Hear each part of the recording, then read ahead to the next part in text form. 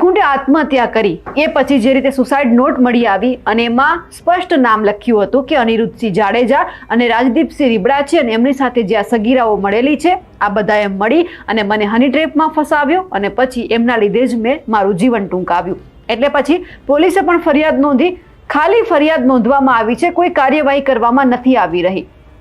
જો પોલીસને ખબર જ છે કે આ વ્યક્તિઓ ક્યાં બેઠેલા છે, કારણ કે અત્યારે તમામ લોકો સુધી આ બંને વ્યક્તિઓ પહોંચી રહ્યા છે, એમના નિવેદન પહોંચી રહ્યા છે, તો પોલીસ કેમ ત્યાં નથી પહોંચી રહી? એટલે પોલીસની કામગીરી સામે સવાલ થઈ રહ્યા છે। કારણ કે જો પોલીસ આ સગીરા અને એમની બહેનપણીને શોધી શકતી હોય અને જે દિનેશ પાતર અને સંજય પંડિત છે તેમની પણ ધરપકડ કરી શકતી હોય તો પછી પોલીસ છે તે જે અનિરુદ્ધસિંહ રીબડા અને રાજદીપસિંહ રીબડા છે તેમને કેમ શોધી નથી શકતી અને કેમ એમની સામે કોઈ કાર્યવાહી નથી થતી? આ સવાલ એટલા માટે કરવા પડે છે કારણ કે જ્યારે ગોંડલની વાત આવે છે ત્યારે હંમેશા સવાલ એ થાય છે કે ગોંડલની પોલીસ અને રાજકોટ પોલીસ શું કરી રહી છે? કારણ કે જ્યારે ફરિયાદ નોંધવામાં આવી હતી દુષ્કર્મની એ રાજકોટમાં હતી, પણ હવે અહીંયા સવાલ બધા જ લોકો એ પૂછી રહ્યા છે કે આ બાપ અને દીકરો ક્યાં છે?